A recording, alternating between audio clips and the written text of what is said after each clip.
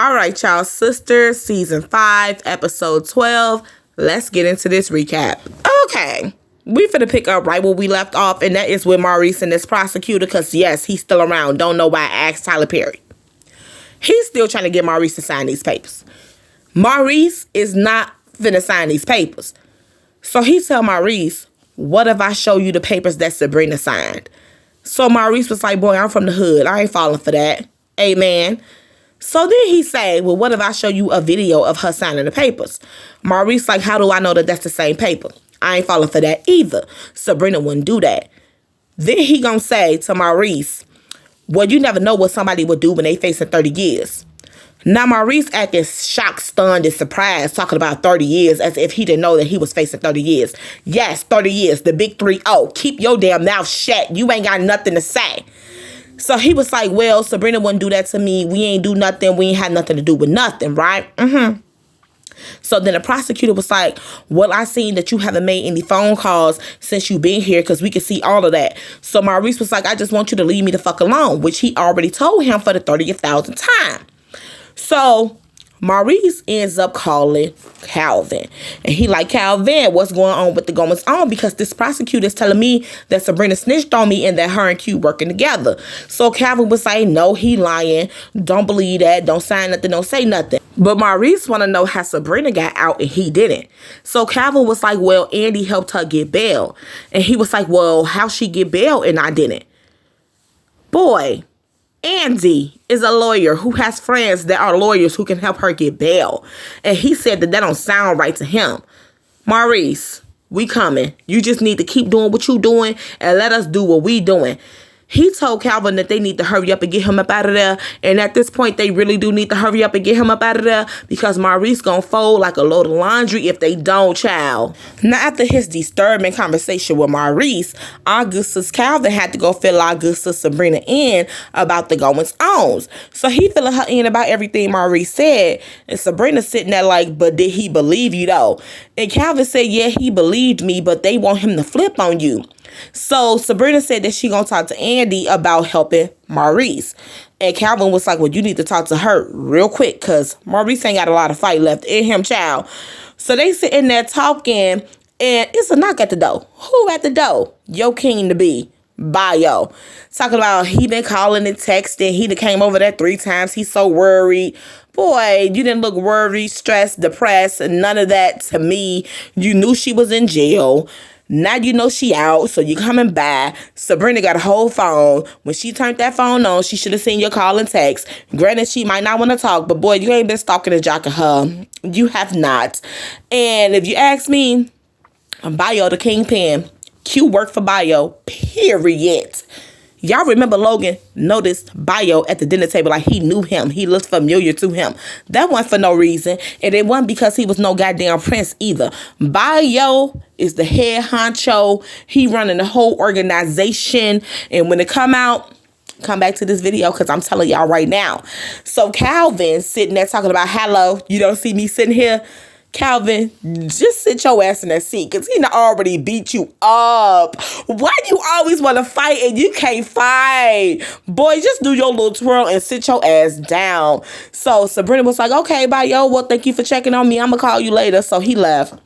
And Calvin was like, well, I'm going to leave. You could call him. And she was like, I'm not going to call him. I would still like to sit here and talk to you, but I don't want no drama. So he was like, okay, cool. Yeah, we can sit here and talk. Boy, why you mad, sis? You be in your feelings too much, sis. She is not your woman, sis. Child, I can't with Calvin. I love Calvin, though. I prefer him over Bio. That's just me. Bio is the kingpin. I'm telling y'all. Now, Danny done had a long day at work. Augustus just want to get in her car and go. But here come this nigga Q talking about, let me walk you to your car. Now, notice Q is walking a lot better than he was earlier. So she like, no, I'm good. So he like, well, buy me a drink. Now, we all know Danny can't even buy her own drinks, let alone buying this nigga a drink. So she like, we ain't doing that. So he like, okay, well, let me buy you a drink. Her weakness, her kryptonite. So she was like, well, that's a possibility. So now he want to hit her pen. Now she is telling him that he can hit the pen, walk her to her car, but she ain't going out to drinks for him. Now, next time we see them, They out having drinks. And I'm like, well, what happened? Because you said that you ain't want to go out and have drinks with him. But then he can't turn down no drinks. So, okay, we get it, sis. Right? So she like, well, I gotta go meet with my friends. And he said he want to go too. And she was like, nah, I don't even believe that you got beat up. I got a feeling about you. So he trying to gaslight her like, oh, you one of those girls. You always think negative about black men. So she was like, no, I don't. But I know how slick you are, and you pushing a little too hard. She said that she learned her lesson from Jonah. You ain't coming back to her crib. So he was like, okay, well, you got my number. You can call me. She said she don't plan on calling him. And I'm just trying to figure out how we get this far. How we get this far, Tyler Perry. Why are they forming any type of relationship, situationship? I don't care. They don't need to be talking at all. He shouldn't even be working at the airport, if you ask me. Let me write an episode. Anyway, she go back home, and y'all know Preston. Hey, Preston, he's still at her house. And then he walked in, and she like, oh, so you just got the door unlocked. Now she paranoid about every little thing. So he said that he was thinking about her all day.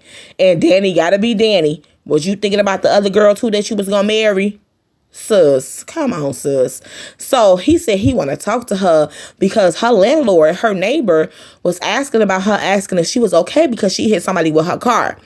And she was like, well, that's not a big deal. So he was like, okay, well, she said that somebody had hit you and she don't want to talk about it. She avoiding it. She don't want to talk about it. He was pushing a little bit, and she was like, I respect the fact that you don't want to talk about it. We can talk about it later. And he was like, yeah, we definitely gonna talk about it later. Danny, why you ain't tell him what was going on, sis? You got him at your crib. What if Jonah come back? Preston don't know nothing. He can let this man in. Jonah do something to him.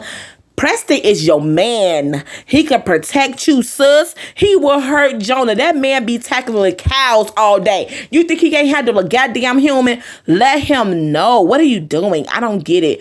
Let me write an episode, please. So, y'all, we might have a winner chicken dinner because our gold digging sis Tamara is working that gold digging magic. Hayden is still in his office talking to her past business hours. And she was like, I know this out of line, but are you single?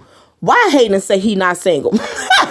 So then he was like, yeah, I'm single. And she was like, why? Somebody should have been snatched you up. You so sexy. You so fine, child. She just lying so easy.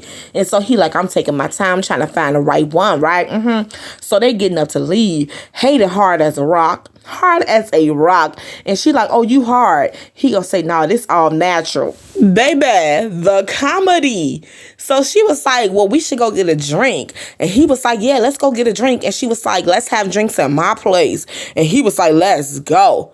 Tamara, sis, I don't know you like that. You new to Sister Land, but I need you to do what you came to do what you know how to do, and don't get caught. That's the most important thing. Do not get caught. We need you right now. We put you in the game. We need you. So Fatima is in Andy's office telling her all about this engagement, right? And she told her that she didn't want to tell her because she knew that she would tell Karen.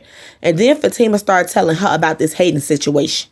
Why she did that, I don't know. Because the next words out of Andy's mouth pissed me off. Excuse my language. Andy told her, you got to stop this. Bitch, stop what? What does she got to stop? She didn't start it. You always telling somebody to stop something, trying to be the peacemaker. How about you stop fucking Gary? How about you stop listening to Gary lies? How about you stop being stupid? How about you stop doing that, and then we'll stop messing with this nigga as soon as he stop messing with us? How about that, Andy? Sorry. Whew. So then she gonna say, is he gonna live after this? Again, maybe. Maybe not. If they come asking questions, you don't know nothing, period. You're legally blind, okay? You don't know nothing, you ain't seen nothing. Keep it that way. So then Andy gets more into her business, talking about, are you going to marry Zach or not? And Fatima talking about, I love him, he love me, but we got to figure out this maybe baby stuff. And now Andy is acting real suspicious. And Fatima like, girl, what's going on? What you know? You can't lie. You ain't got no poker face. And Andy talking about she don't know nothing. And this is why you can't tell your business to bitches like Andy, because she want to know all your business but don't want to tell you nothing. Okay? So Fatima said, we just going to see how he handled this situation with Karen. If it's his baby, how this child support stuff going to go. I'm trying to figure out why all of that is a factor anyway. I don't. If y'all become one and he got to pay child support, but he can't pay, you gonna pay. Simple, period. Okay. So then she tell him that Hayden is representing Heather. Again, none of her business. And she says she gonna stick beside Zach, as you should. So then she gets home, and my baby daddy is so happy to see her. He got a surprise for her. He got a candlelight dinner. It's ready for her. And she's talking about, is this supposed to make me forget everything else?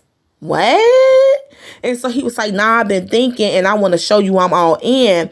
And she was like, so this dinner supposed to prove that to me? And he was like, no, but I want to marry you. We could go to the courthouse and get married. What? And she talking about she don't want to. She don't want to get married right now. Not like this, because she want a beautiful wedding with her friends and family in the church. Child, I would have married him that day.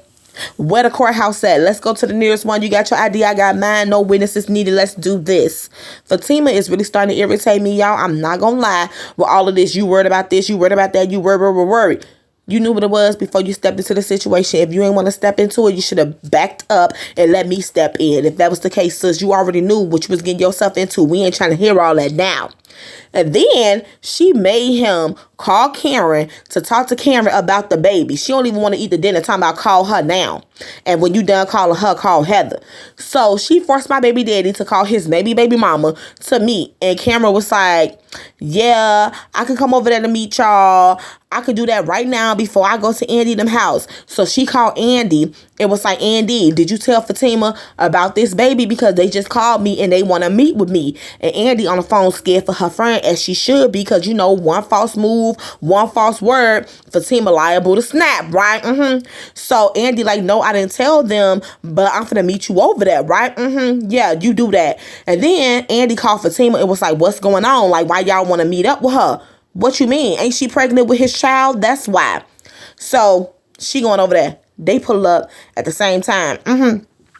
Andy is scared. She nervous. I'm clutching my pearls. They cut it off, of course. Wouldn't be Tyler Perry if he didn't give us a cliffhanger. But anyway, y'all, that was that on that. I will be back next week to do a recap to episode 13 because judging by that trailer, get y'all tea. In the meantime, between time, watch the videos for my other shows. Like, comment, subscribe. Let's have a conversation down in the comment section below. It's your girl, Cynthia Renee, and I am out of here, y'all. Peace.